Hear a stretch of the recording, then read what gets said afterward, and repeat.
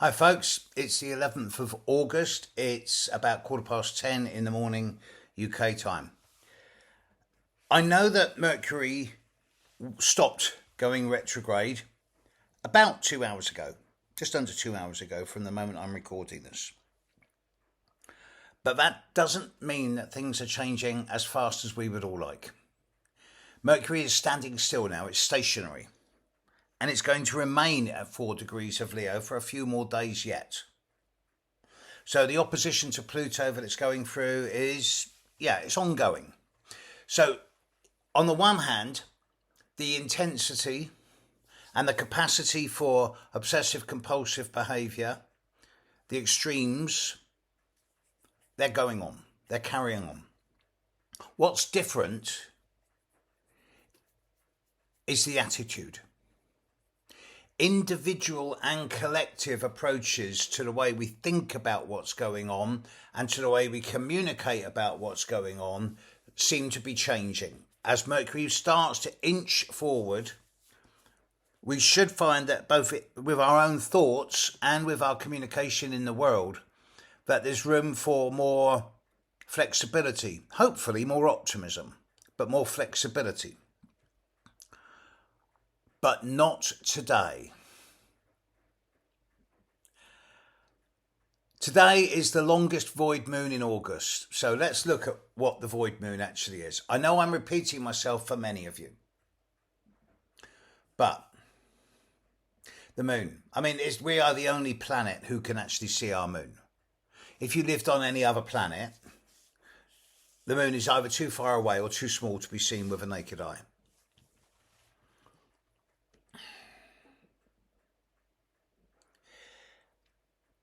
The moon gives us heat, light and life. Without it, we wouldn't be here.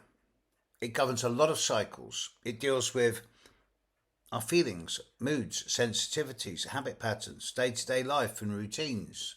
It's our basic personality. If the sun sign is our individuality. The moon goes round the sky about every 27 and 2/3 days. So it spends, on average, about 2 days and 8 hours, 2 days and 9 hours on average in each sign of the zodiac.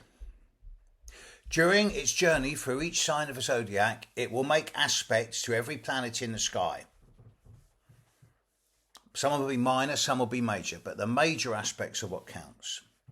There comes a time when the moon makes its last aspect to a planet before it leaves the sign. And that gap between the last aspect it makes and the time it moves into the next sign, it is called a void moon. According to astrological theory, when it's a void moon, it's a lousy time to start something new. It's a time where nothing works the way you expect. It is a crap time for initiating, launching, beginning, or finalising, completing, ending. Instead, when it's a void moon, I've developed my own ideas on this and it says it's time to do the filing, time to do the housework, time to do the accounts, time to do everything that's normal and routine and ongoing. The moon is void on average about 14 to 15% of the time. So you would think that 14 to 15% of people are born on a void moon. Not so. Only 1 to 2% of people are born on a void moon, which is a statistical anomaly that raises a lot of questions around whether souls actually choose their time of birth or not. That's an interesting question. I digress. There are occasional times, such as now, where every planet in the sky is in the early part of its sign. The furthest most planet at the moment is Jupiter, which is around 12-13 degrees of Cancer. The moon in Pisces trined Jupiter around about 8:30 this morning, UK time, 2 hours ago, nearly 2 hours ago, just as Mercury stopped going retrograde. And now the moon is void, and it's going to be void all day.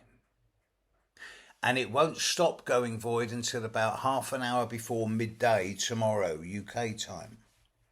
So it's void for the next, from the moment I'm recording this, it's void for the next 25 hours. This is a very unusual thing. Void moons of more than 24 hours would happen on average once or twice a year. This is a very long one.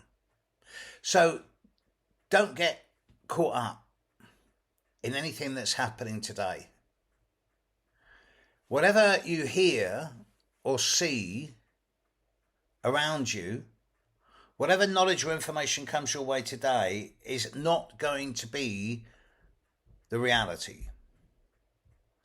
It's a day where everything is wild, random, out of balance.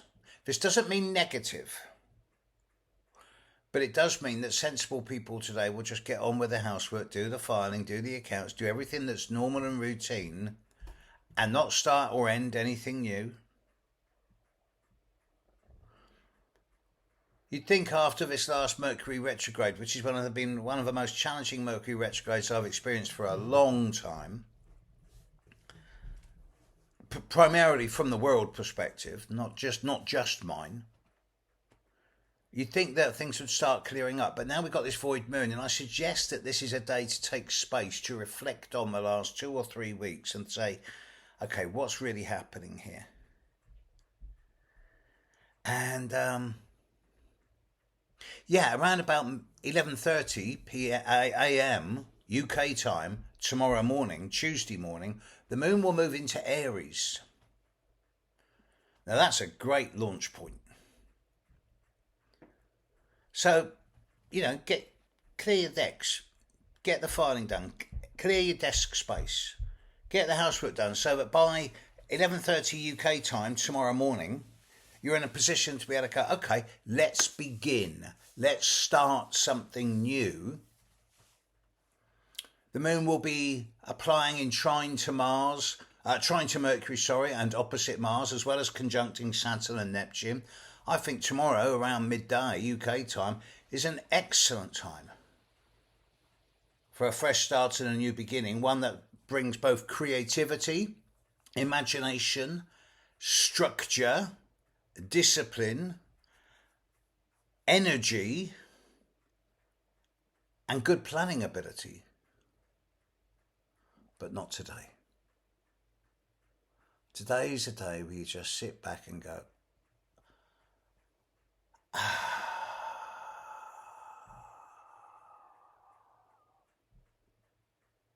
Catch you later, world. Bye.